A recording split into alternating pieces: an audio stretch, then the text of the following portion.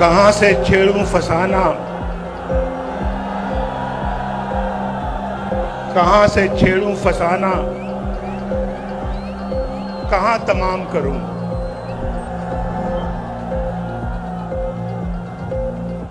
वो मेरी तरफ देखें तो मैं सलाम करूं। कुछ दुख दर्द ऐसे होते हैं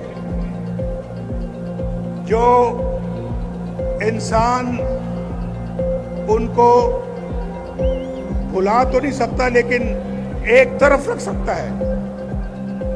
कुछ दुख दर्द ऐसे होते हैं जो इंसान उनको फरामोश कर सकता है कुछ देर के लिए, लेकिन कुछ दुख दर्द ऐसे होते हैं, कुछ जख्म ऐसे होते हैं जो कभी नहीं भरते, कभी नहीं भरते। आप जानते हैं ये जो कारोबार है, जिंदगी के अंदर इंसान की कमाई है, माल है, ये चला जाता है फिर आ जाता है अल्लाह के फजल करम से। लेकिन जो लोग जो अपने प्यारे इस आप से जुदा हो जाते हैं, वो आपको कभी दोबारा नहीं मिलते, वापस नहीं आते। आज मैं सोच रहा था कि मैं जब भी कभी बाहर से आता था, मेरी वालिदा, मेरी बीवी कुलसूम घर पहुंचता था तो दरवाजे पे खड़ी होती थी मेरा इस्तकबाल करने के लिए। आज मैं जाऊंगा तो वो दोनों नहीं है, वो मेरी सियासत की नजर हो गए। सियासत में मैंने खो दिया उनको, वो मुझे दोबारा नहीं मिलेंगे। ये बहुत बड़ा जख्म है जो कभी भरेगा नहीं। मेरे वालिद फौत हुए, मैं कब्र में ना उतार सका। मेरी वालिदा फौत हुई, मैं कब्र में ना उतार सका। मेरी बीवी कुलसूम फौत होती है तो मुझे कहां इत्तला मिलती है? कैद खाने में, जेल में इत्तला मिलती है। पूछो उस जेल खाने के सुपरिटेंडेंट से पूछो, मैं उसकी मिन्नतें समाजतें करता रहा। देखो, मुझे अभी खबर मिली है, मैं अदालत से आ रहा हूं और वहां तो मुझे किसी ने बात नहीं करनी थी, लेकिन ये बताया गया है कि वो दोबारा आईसीयू में चली गई हैं। भाई, आपकी बड़ी मेहरबानी होगी। ये मैं जेल के अंदर की बात कर रहा हूं, अडयाला जेल।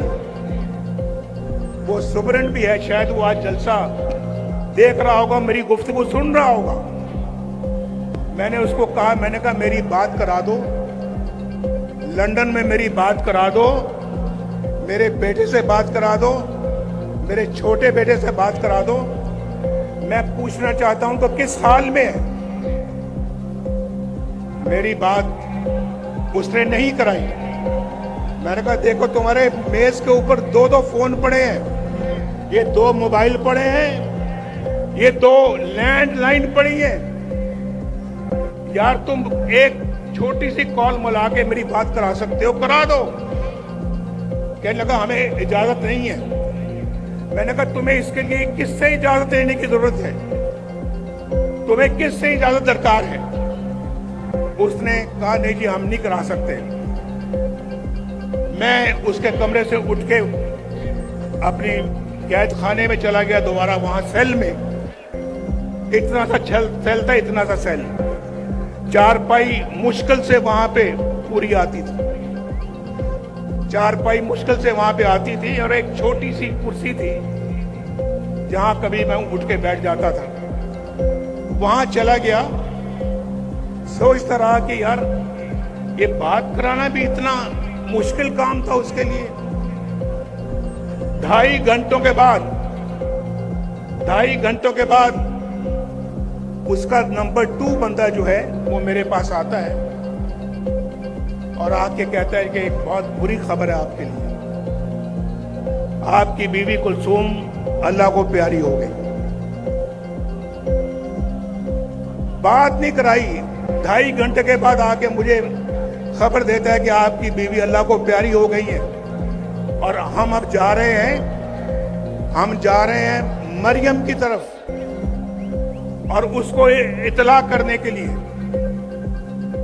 मैंने कहा हरगिज़ मत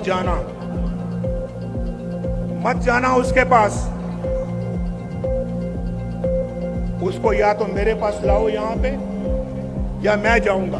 बैठी है, पूछ लें, ये खड़ी है यहां पे, इसका सेल कुछ फासले पे था मेरे सेल से, लेकिन हमें मिलने की इजाजत नहीं होती थी। हमारी मुलाकात एक हफ्ते में सिर्फ 1 घंटे के लिए होती थी, 1 हफ्ते में, और पास होके एक हफ्ता हम नहीं मिलते थे। तो कहने लगे, मैंने कहा मुझे साथ ले जाओ। मैं जाके इसको बताया, ये बिल्कुल बेहोश हो गई और मेरे गले लग के रोना शुरू कर दिया। भाई बेटा बैठ, बस। तो मैं ये कहना चाह रहा हूं कि इनको जाके जब बताया तब क्या गुजरी होगी इनके ऊपर, क्या सोचा होगा कि ये हमारा अपना मुल्क है। भाई अपना मुल्क है, मैं भी इसी वतन की मिट्टी से पैदा हुआ हूं, मैं भी एक सच्चा पाकिस्तानी हूं। पाकिस्तान की मोहब्बत मेरे सीने में है। आपको मालूम है कि आज इमरान खान, मैं नाम नहीं लेना चाहता,